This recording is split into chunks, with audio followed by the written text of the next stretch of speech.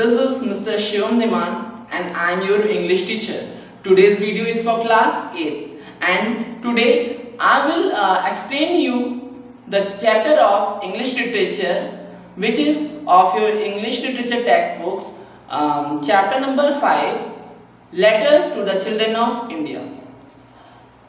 This is taken from the letter written by our former Prime Minister of India, Pandit Jawaharlal Nehru. As we all know that he was fond of children and children fondly call him Chacha Nehru. This chapter begins with the addressing to children as his dearest one by the Pandit Jawaharlal Nehru. He begins with "My dear children."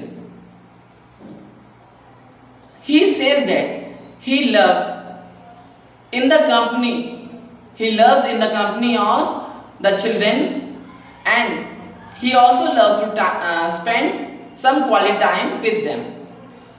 Story जो chapter है वो जो letter लिया गया है वो शुरुआत होता है जब चाचा नेहरू बच्चों को संबोधित करते हैं और उनसे कहते हैं कि उन्हें बच्चों का साथ और बच्चों के साथ बातें करना खेलना बहुत ही ज़्यादा पसंद है और समटाइम्स वो उन बच्चों के साथ बात करते हुए ये भी भूल जाते हैं कि वो बूढ़े हैं, that he is terribly old and he is not of their age. He likes to spend time with them. वो उनके साथ समय बिताना पसंद करते हैं by talking, by playing with them, by sharing some memories with them, and he also remembers that the time when he was a child. He also feels that he himself is a child with their company. तो चाचा नेहरू ये भूल जाते हैं कि वो उस as के नहीं हैं, वो बूढ़े हो चुके हैं या वो बचपन की उम्र में नहीं है, पर उन बच्चों के साथ रहकर ये समय बिताकर उनको ऐसा लगता है कि वो भी बच्चों के जैसे ही हैं. I do not want to give you a string of advices as your teacher gives. तो चाचा नेहरू कहते हैं कि वो बच्चों को किसी प्रकार की बातें या सलाह नहीं देना चाहते हैं जैसा कि उनकी टीचर्स उनको डेली समझाते हैं कि बेटा ये नहीं करना चाहिए, बेटा वो नहीं करना चाहिए. वो बच्चों की भांति ही बच्चों के साथ रहना चाहते हैं, उनके साथ घुल मिल कर रहना चाहते हैं ताकि वो उनके साथ एक फ्रेंडली बिहेवियर रख सके और वो उनको किसी भी चीज के लिए रोकना टोकना नहीं चाहते हैं. He loves that what a child loves to do. He also want to share his time with them. अगर बच्चे खेलना चाहते हैं उनके साथ तो वो खेलना चाहते हैं. अगर वो कुछ बातों को या कुछ चुटकुले या कुछ कहानियां सुनाना चाहते हैं तो वो उनके साथ वैसा ही व्यवहार करना चाहते हैं.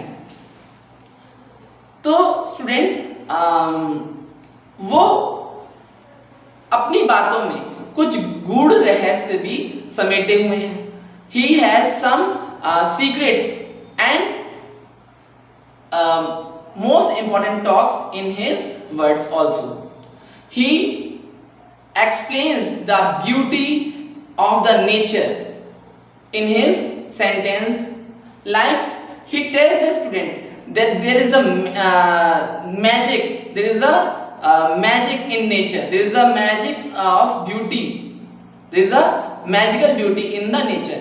If he says that if we see the nature, we find many creativity of the nature that is created by that is the beautiful creation of God or nature. If we see there are numerous mountains and their highest slopes, many rivers are flowing from them, and the varieties of plants, animals, and the birds which are chirping very sweetly. The birds which are chirping very sweetly, and there are very colorful birds in our world, which amazes and wonders us that nature is itself a painter. तो जवाहरलाल नेहरू कहते हैं कि कभी भी अगर आप इस प्रकृति को देखें तो इसमें एक जादू है। अगर आप चिड़ियों को देखें तो वो चहचहाती हैं, और वो कितना मीठा चहचहाती हैं ये आप उनकी वाणी से महसूस कर सकते हैं। और इस प्रकृति में कितने सारे फ्लावर्स हैं और एनिमल्स हैं जो वेरियस टाइप्स के हैं। जैसे आप अगर एक पैरेट को देखते हैं, आप नाइटिंगेल को देखते हैं, तो उनकी जो वॉइस है वो कितनी ब्यूटीफुल है और वो कितना उनका अपीयरेंस कितना सुंदर कि आपको वो अट्रैक्ट करता है। Like as we see in the as we see a rabbit, we like to touch it. Rabbit जो होता है वो बहुत ही सुंदर लगता है और हम उसको छूना चाहते हैं। And there are wide variety of flowers in the nature which are the symbols of emotions. तो हमारे जो प्रकृति है, हमारे नेचर में कई तरह के फ्लावर्स है जो वेरियस कलर्स के हैं और वेरियस इमोशंस को सिंबलाइज करते हैं। So he says that he wants to be friend with them, और वो प्रकृति के जीवों को देखकर उनके साथ मित्रता करना चाहते हैं। And he admires the beauty of nature, और वो इस प्रकृति की सुंदरता को की प्रशंसा करते हैं। And he tells them that have you read about the fairy tales और द स्टोरीज। तो वो ये कहते हैं कि क्या तुम लोगों ने कभी परियों की कहानी या कथाएं सुनी है? Because the world itself a fairy tale, a greatest fairy tale to him। और वो कहते हैं कि ये संसार ही एक सुंदर सी परियों की कहानी है, क्योंकि इस संसार में कहीं रोमांच है, कहीं एडवेंचर्स हैं और कहीं इतनी सुंदरता है कि वो आप उसको देखकर क्या कहेंगे कि हम किसी परी लोक में आ चुके हैं। If we remind the beauty of Kashmir, Uttarakhand and their scenario makes us admire and lovable to that place। तो हम उस जगह के दीवाने हो जाते हैं। And now he shares the memories, the lovely memories when he fulfills the wishes of his dearest and dearest ones, which were the children that he was fond of।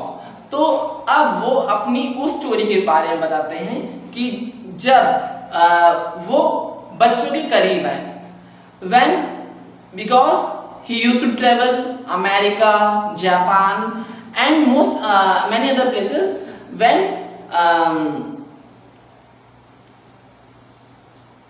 he was in India, he received a letter from the children of Tokyo। The children of Tokyo wished to see an elephant। अब ये story में पता चलता है कि किस तरह से वो इन बच्चों के को इतना पसंद करते, बच्चों को कितना प्यार करते थे। एक बार टोक्यो देश के बच्चों ने उनको पत्र लिखकर हाथी देखने की फरमाइश रखी। अब उन्होंने ये भी लिखा कि उन्होंने कभी भी पहले हाथी नहीं देखा। तो जवाहरलाल नेहरू ने मैसूर से उन्हें एक एलिफेंट शिप के थ्रू वहां भेजा। तो ही Saint an elephant from Mysore via ship transport, by water transport via ship to the Tokyo, and they were so pleased and happy and were thankful to when their wish was fulfilled। और वहाँ के बच्चे इतने खुश हुए, बहुत thankful हुए जवाहरलाल नेहरू के लिए जब उन्होंने पहली बार हाथी देखा। So he was so fond of children that he fulfills each and every wish of them. That is why we have dedicated Children's Day on 14th of November. That is his birth anniversary. The 14th November is the birth anniversary of Pandit Jawaharlal Nehru, and we also celebrate this day as Children's Day. Now students, he says that there are many children in this world. वो कहते हैं कि इस संसार में कई सारे बच्चे हैं and they look alike different. भले ही वो रंग रूप से different हो, भले ही उनकी कोई काला हो कोई गोरा हो, पर बच्चे जो हैं उनकी जो भावनाएं हैं वो एक जैसी हैं. They all are going to school and they are reading, they are playing together, और वो खेलते हैं. तो वो बच्चों से कहते हैं कि आप भी स्कूल जाते होंगे, आप भी पढ़ते होंगे और आप भी अपने मित्रों के साथ खेलते होंगे. And there are many other childrens, there are many childrens in this world also, and he also says that they can read the various countries of the world in their books and can go there and can have a friendship with their natives of that countries. So वो कहते हैं कि जो वहाँ पे जो बच्चे हैं वो भी तुम्हारी तरह ही पढ़ने जाते हैं, स्कूल जाते हैं, खेलते हैं, भले ही वो किसी भी तरह मतलब किसी भी रंग रूप के हों. तुम इन देशों के बारे में अपनी पुस्तकों में जान सकते हो, जैसे United states of America, Canada, England, जहां की वो यात्रा कर चुके हैं. अब वो बताते हैं कि you can have a friendship with them also. तो वो कहते हैं कि तुम उनसे दोस्ती भी रख सकते हो, और उनकी ये कही हुई बात आज सच हो रही है. There are many sprints which took part in the international level of competitions. तो आज उनकी ये बात आज सच हो रही है. कैसे? आज भी हमारे मतलब जब कोई इंटरनेशनल लेवल ऑफ कंपटीशन कराया जाता है, चाहे वो एजुकेशन लेवल हो, चाहे वो गेम्स का लेवल हो, तो बच्चे क्या करते हैं, बाहर देश में जाकर उस कंपटीशन में पार्टिसिपेट करते हैं और वहाँ के जो बच्चे होते हैं दूसरे देश के बच्चों के साथ बातचीत करते हैं in their mode of language. English is a popular language spoken in the wide countries of the world. तो वेरियस कंट्रीज में इंग्लिश जो है वो बोली जा रही है.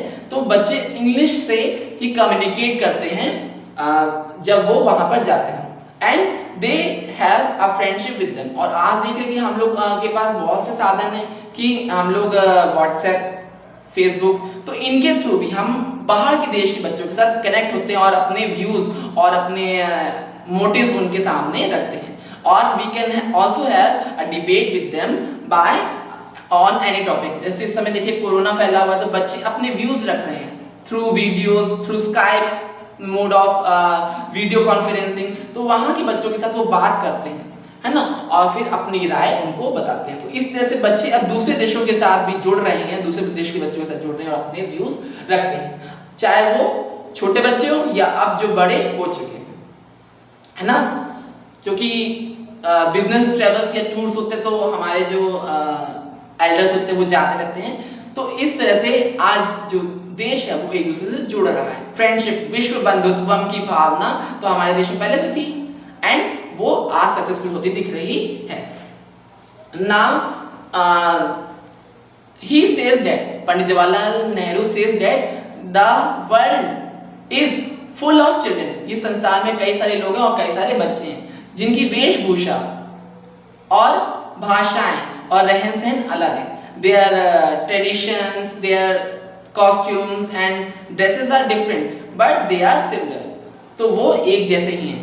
अगर हम उनको छोड़ दें और एक साथ खेलने के लिए छोड़ देते हैं, if we set them free to play and quarrel, तो अगर हम उनको खेलने और लड़ने के लिए छोड़ दें, और यही खेल उनका एक मतलब यही लड़ाई उनकी एक तरह से खेल भी है, तो वो भी एक तरह से हमें कुछ सीख दे रही है कि भले ही वो बच्चे खेल खेल में ही लड़ रहे हैं तो वो भी हमें एक दूसरे से यूनाइट रहने के लिए, एक दूसरे से जुड़े रहने के लिए प्रेरणा देती है। तो स्टूडेंट्स कहते हैं, पंडित जवाहरलाल नेहरू कहते हैं कि अब वो अपने नेशन के, हमारी ही कंट्री के कई पार्ट्स में कोने कोने तक गए हैं। वहां पर उन्होंने different types of climates, different types of atmosphere, वहां के नेचुरल सराउंडिंग को एक्सपीरियंस किया है। जैसे मतलब हमारा देश भी एक तरह से एक छोटा सा वर्ल्ड है, क्योंकि हमारा देश में कई भाषाएं, कई परंपराएं और कई तरह के रिचुअल्स हैं और कई बोलियां हैं, भाषाएं हैं, रहन सहन, पहनावे हैं, but we are equal, means our nation is very unique in itself because we stands with the unity in diversity, means हम भले ही हमारे रिचुअल्स अलग हो, हमारी भाषाएं अलग हो, फिर भी हम क्या दिखाते हैं कि हमारी अनेकता में ही एकता है, हमारी अनेकता में ही एकता है। भले ही हम बंगाली हो या उत्तर प्रदेश के निवासी हो या कन्नड़ हो या गुजराती हो या पंजाबी हो, but we all are Indian. हम किसी भी धर्म से बिलोंग करते हो, चाहे हिंदू हो, मुस्लिम हो, सिख, ईसाई हो, हम क्या हैं? इंडियन हैं, हम भारतीय हैं। So we must be proud of it. So he admires the uniqueness and the cultural diversity and standing with togetherness of the Indian citizens. So he addresses the students to the children to be united together if they belong to any region of our country. तो वो कहते हैं कि भले ही हम विभिन्न देशों या विभिन्न प्रांतों से हों, पर हमें एकजुट रहना चाहिए।